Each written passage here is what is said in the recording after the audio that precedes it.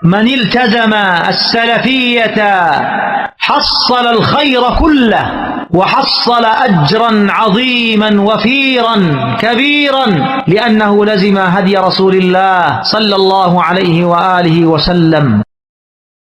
الحمد لله حق حمده، وأشهد أن لا إله إلا الله وحده لا شريك له تعظيما لمجده، وأشهد أن محمدا عبد الله ورسوله صلى الله عليه وعلى آله وصحبه وسلم تسليما كثيرا إلى يوم الدين. عباد الله، إن العلم يبدأ بتحصيل صغاره قبل كباره، فالعلم منه صغار ومنه كبار، باعتبار الفهم وباعتبار العمل وباعتبار كون العلم من الله جل جلاله وعن رسول الله صلى الله عليه wasallam. Lahat ng papuri at pasasalamat at pagdadakila ay natatangi lamang at nauukol sa Allah subhanahu wa ta'ala. Ako'y sumasaksi na walang ibang Diyos na nararapat sambahin at pag-alayan ng mga ibadah maliban na lamang sa Allah subhanahu wa ta'ala na walang kapantay. At ako'y sumasaksi na si Muhammad ay katotohanang isang alipin at sugo ng Allah subhanahu wa ta'ala. Sumakanya nawa ang habag at awa ng Allah subhanahu wa ta'ala sa kanya at sa kanyang mga pamilya, sa kanyang mga asawa at sa kanyang mga sahaba at sa lahat ng mga taong sumunod sa pamamaraan ng Propeta Muhammad sallallahu alaihi wasallam. Mga alipin ng Allah subhanahu wa ta'ala, katotohanan ang pagsasaliksik ng kaalaman mula sa Allah subhanahu wa ta'ala ay naaayon sa mga pamamaraan sa pagkuha ng kaalaman. Dahil sa relihiyong Islam, inutos ng Allah subhanahu wa ta'ala, pinag-uutos ng relihiyong Islam ang pagsasaliksik at pagkukuha ng mas importante at kinakailangang kaalaman kaysa sa ibang mga kaalaman ay tinuturo sa relihiyong Islam. Dahil katotohanan ang kaalaman sa relihiyong Islam ay may mga maliliit at meron ding mga mabibigat at malalaking kaalaman sa relihiyong Islam. At ito ay nagdedepende na lamang sa pag-intindi ng bawat isa sa atin at nagdedepende kung gaano kabigat ang gawain at ang paggawa sa kaalaman na yaon. At ito ay nagdedepende sa kaalaman kung ito ba ay mula sa Allah subhanahu wa ta'ala o mula sa Propeta Muhammad sallallahu alaihi wasallam. Kaya naman mga kapatid, sa pananampalatayang Islam, kabilang sa mga hadith na itinuro ng Allah subhanahu wa ta'ala at ng Nabi Muhammad sallallahu alaihi wasallam kung papaano pamamaraan sa pagsasaliksik at pagkuha ng kaalaman sa relihiyong Islam. At ito ay nabanggit at naiulat sa isang hadith na tinatawag nating hadith ni Jibril, o hadith na kung saan nangyari ang kaganapan na si Jibril alayhi salam ay bumaba sa mundong ibabaw na ito at siya ay nagmukhang isang normal na tao at kinausap at nagtanong sa Propeta Muhammad sallallahu alaihi wasallam. An Umar radiyallahu anhu قال بينما نحن جلوس عند رسول الله صلى الله عليه وسلم ذات يوم إذ طلع علينا رجل شديد بياض الثياب شديد سواد الشعر لا يرى عليه أثر السفر ولا يعرفه منا أحد حتى جلس إلى النبي صلى الله عليه وسلم فأسند ركبتيه إلى ركبتيه ووضع كفيه على فخذيه. At sa hadith na yun, naiulat ni Umar radiyallahu anhu, bainama nahnu julus, nung sila ay nakaupo kasama ang Propeta Muhammad sallallahu alaihi wasallam. Sinabi ni Umar na sila ay nakaupo kasama ang Propeta Muhammad sallallahu alaihi wasallam. Sa isang araw, idh tala alayna rajulun shadid bayad thiyab. Dumating kaagad sa amin ang isang lalaking napakuputi ng kanyang damit. Shadidu bayadi thiyab, sobrang puti ng kanyang damit. Shadidu sa sawadi sha'r, at sobrang itim naman ng kanyang buhok. La yura alayhi atharu safar, at hindi mo mapapansin sa kanya na siya ay mula sa paglalakbay. Hindi mo siya mapapansin na siya ay napapagod o may dumi sa kanyang mukha. La yura alayhi atharu safar, hindi mo mapapansin sa kanya na siya ay naglalakbay. Wala ya'rifuhu minna ahad, at walang sino man ang nakakaalam at nakakakilala sa amin mula sa mga sahaba sa taong yaon. Hatta jalasa ila Nabi sallallahu alaihi wasallam. Hanggang siya'y umupo sa Propeta Muhammad sallallahu alaihi wasallam at kanyang nilagay ang kanyang mga palad sa kanyang paa. At siya'y nakaharap sa Propeta Muhammad sallallahu alaihi wasallam. Faqal, at sinabi ng tao na yun, Ya Muhammad, akhbirni anil Islam. O Muhammad, o Propeta ng Allah subhanahu wa ta'ala, sabihin mo sa akin ano ang tinatawag na Islam. Sabihin mo sa akin ano ang kautusan, ang mga pinag-uutos sa reliyong Islam. Faqala Rasulullah sallallahu alaihi wasallam, Al-Islam an tashhad an la ilaha illallah wa anna Muhammadan Rasulullah wa tuqima as-salah wa tu'ti az-zakah wa tasuma Ramadan wa tahujja al-bayta in istata'ta ilayhi sabila. At siya ay sinagot na mahal na Propeta Muhammad sallallahu alaihi wasallam, faqala, at kanyang sinabi, Al-Islam an tashhad an la ilaha illallah wa anna Muhammadan Rasulullah. Ang Islam ay ang pagsaksi mo sa Allah subhanahu wa ta'ala na walang sino man na nararapat sambahin maliban lamang ang Allah subhanahu wa ta'ala. At ang pagsaksi na si Muhammad ay katotohanang alipin at sugo ng Allah subhanahu wa ta'ala. At ang Islam ay ang pagsasagawa ng pagdarasal ng 5 beses sa isang araw, wa tu'ti az-zakah, at ang pagbibigay ng zakah, wa tasuma Ramadan, at ang pag-aayuno sa buwan ng Ramadan, wa tahujja al-bayta in istata'ta ilayhi sabila, at ang pagsasagawa ng Hajj nagdedepende ito sa kalagayan at sa sitwasyon ng isang tao. Qala sadaq, at sinabi naman ng tao na yun, qala sadaq, tama ka Muhammad, ikaw ay totoo. Faqal, fa'ajibna lah, yas'aluhu wa yusaddiquh. Kaya naman yung mga tao, yung mga sahaba na kasamaan ng Propeta Muhammad sallallahu alaihi wasallam, fa'ajibna lahu. Kami ay nabigla sa kanya dahil siya ay nagtatanong, at pagkatapos niyang sagutin ng Propeta Muhammad sallallahu alaihi wasallam, agad siyang naniwala sa anuman ang sinabi ng Propeta Muhammad sallallahu alaihi wasallam. At pagkatapos, qala fa'akhbirni 'anil iman. At sinabi ng tao yaon, O Muhammad, sabihin mo sa akin, banggitin mo sa akin ano tinatawag na iman. Ano tinatawag na iman? Faqal, an tu'mina billahi wa malaikatihi wa kutubihi wa rusulihi wal yawmil akhir wa tu'mina bil qadri khairihi wa sharrihi. At ito ang sinagot sa kanya ng Propeta Muhammad sallallahu alaihi wasallam. Ang iman, ang pananampalataya, an tu'mina billah, ang paniwalaan mo ang Allah subhanahu wa ta'ala, wa malaikatihi, at paniwalaan mo ang mga anghel na nilikha ng Allah subhanahu wa ta'ala, wa kutubihi, at paniwalaan mo ang mga aklat na pinadala ng Allah subhanahu wa ta'ala sa bawat propeta, wa rusulihi, at paniwalaan mo ang lahat ng mga propetang pinadala ng Allah subhanahu wa ta'ala, wal yawmil akhir, at ang paniwalaan mo ang kabilang buhay, ang araw at ang pamumuhay sa kabilang buhay, wa tu'mina bil qadri khairihi wa sharrihi, at ang paniwalaan mo ang qadar, ang anumang itinakda ng Allah subhanahu wa ta'ala, ito man ay maganda o ito man ay masama. Ito ang tinatawag na iman, ang tamang iman sa Allah subhanahu wa ta'ala. At sinabi ng tao yun, qala sadaq, ikaw ay totoo at ikaw ay tama, O Muhammad. Qala fa'akhbirni 'anil ihsan. At pagkatapos nun, nagtanong ulit ang taong ito, O Muhammad, sabihin mo sa akin, ano tinatawag na ihsan? Ano ang tinatawag na ihsan? Faqala Nabi sallallahu alaihi wasallam, an ta'budu Allah ka'annaka tarah, fa in lam takun tarahu fa innahu yarah. Subhanallah. At nagtanong ang taong yaon, anong pinakamaganda at pinaka-perfectong gawain, O Muhammad? Ang ihsan na tinatawag. Qal, an ta'budu Allah ka'annaka tarah. Ang sambahin mo ang Allah subhanahu wa ta'ala na para bagang nakikita mo ang Allah subhanahu wa ta'ala. Sa sobrang sinseridad, sa sobrang pagkatakot ng isang alipin na para bagang sinasamba niya ang Allah subhanahu wa ta'ala at nakikita niya ang Allah subhanahu wa ta'ala.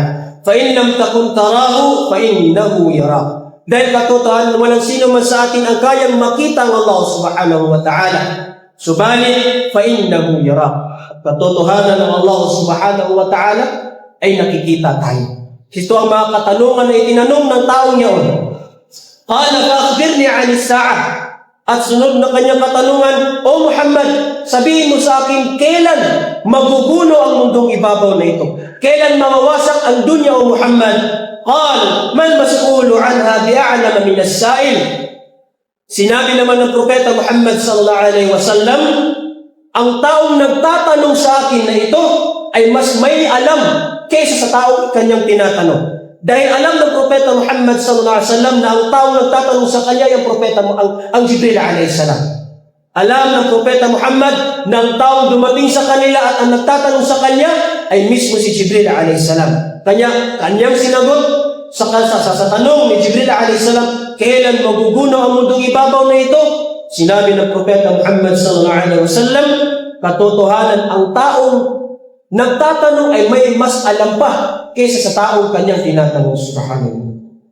Faqala fa'akhbirni 'an amaratiha. At sunod na tanong ng taong iyon, fa'akhbirni 'an amaratiha. Kung hindi mo alam kailan magugulo ang mundo, sabihin mo sa akin, ano ang mga palatandaan na kung saan malapit na ang pagkaguno ng mundo? Qal an talida al-amatu rabbataha wa an tara al-hufata al-'urata al-'alata ri'a ash-sha' yatatawaluna fil bunyan. Qala thumma intalaqa falabistu maliya.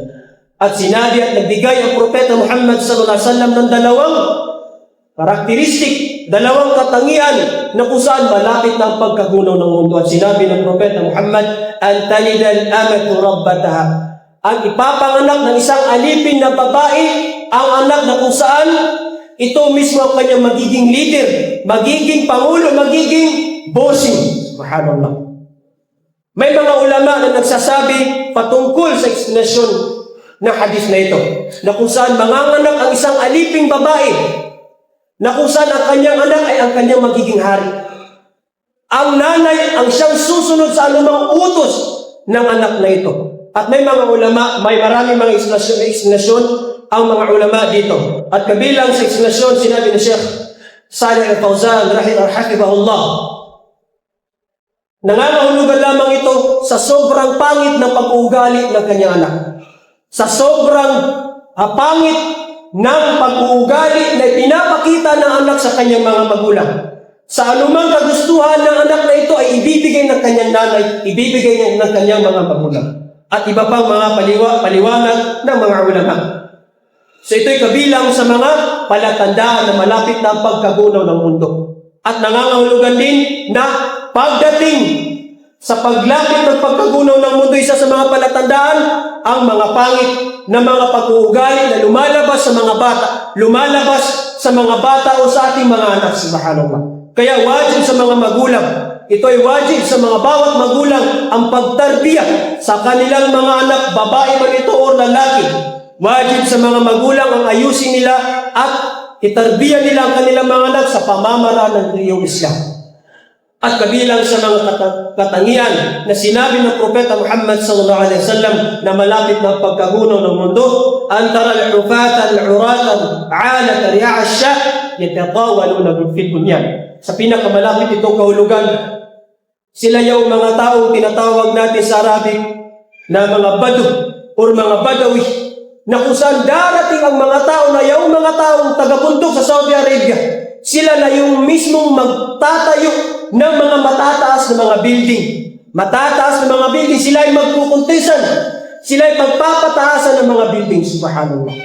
Noon sila ay taga-bundok, sila ay malayong lugar. Malayo sila sa syudad sa Saudi Arabia. Subalit darating ang panahon na ang kabilang sa mga tribo nila, kabilang sa kanilang mga tao, ay sila na mismo yung magtatayo ng mga matataas na mga building. Na kung saan yatatawaluna fil bunyan. Sila ay magpapahabaan, magpapataasan ng mga building na kanilang ginagawa. Subhanallah.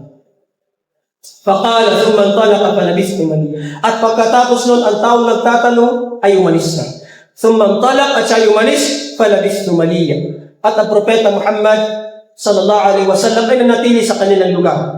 Thumma qala li, at sinabi ng propeta Muhammad sallallahu alaihi wasallam, Ya Umar, O Umar, atadri man sa'il? kilala mo ba yung taong nagtatanong sa atin ngayon lang? Sinabi ni Umar radiyallahu anhu, Allahu wa Rasuluhu a'lam. Ang Allah subhanahu wa ta'ala lamang at ang Propeta Muhammad sallallahu alaihi wasallam ang mas nakakabatian at nakakaalam kung sino ang tao yun. Faqala Nabi sallallahu alaihi wasallam, fa innahu Jibril. Katotohanan ng tao yun ay si Jibril alaihi salam. Atakum yu'allimukum dinakum. Siya ay dumating dito. Siya ay dumating at bumaba para turuan kayo ng inyong mga relihiyon. Subhanallah. Kung titignan natin, kung pag-aaralan natin ang pamamaraan ni Jibril alayhi salam, siya ay dumating dito, siya ay bumaba kasama ang Propeta Muhammad sallallahu alaihi wasallam at siya ay nagtanong dahil hindi niya alam. Hindi ibig sabihin siya ay nagtatanong, hindi niya alam anong Islam, anong iman, anong ihsan, kailan maguguno ang mundo. Bagkus dumating si Jibril alayhi salam para malaman ng mga sahaba ng Propeta Muhammad sallallahu alaihi wasallam. At napakaraming leksyon ang binigay si Jibril alayhi salam sa kaganapan ito. Una, tinuro ni Jibril alayhi salam ang pamamaraan kung paano ka humarap sa Propeta Muhammad sallallahu alaihi wasallam. Paano ka humarap sa iyong guro, paano ka humarap sa iyong ustad, paano ka humarap at magtanong sa iyong guro. Subhanallah. Kabilang to sa mga turo ni Jibril alayhi salam. At kabilang sa mga turo ni Jibril alayhi salam ang pagtatanong sa mas importante. Subhanallah. Pinakaunang tanong ni Jibril, ano ang Islam? Subhanallah.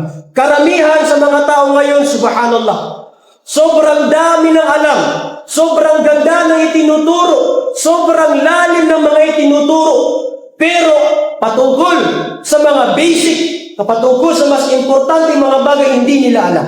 Hindi nila alam ano ang mga nakakasira ng pag-abdas. Hindi nila alam ano ang mga tinatawag na siwa. Hindi nila alam ano ang hukuman ng pagtayamum pag walang tubig. Subalit sila ay nagtuturo ng mas mga malalalim na mga katuruan. Sila ay nagsasabi ng mga mabibigat na katuruan sa Islam. Subalit, paggawa ng tayamum, hindi natin alam. Subhanallah mga kapatid. Ito ay kakulangan sa bawat isa. Kaya nga, sa pagsasaliksik ng kaalaman, ay meron itong pamamaraan, tamang pamamaraan sa pagkuha ng kaalaman sa reliyong Islam. At tayo ay magsisimula sa mga bagay na mas importante, mas bagay na kinakailangan ng bawat isa sa atin. Kaya ang pinakaunang itinanong ni Jibril, ano ang tinatawag na Islam ni Muhammad? Kasi lahat tayo ay nagkiklaim na tayo ay mga Muslim. Subalit hindi natin alam anong ibig sabihin ng Islam. Subhanallah mga kapatid.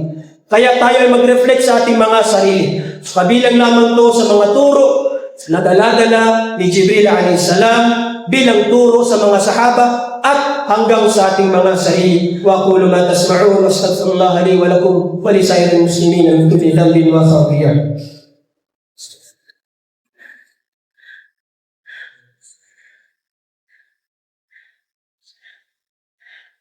الحمد لله رب العالمين وبه نستعين وعليه نتوكل وبعد.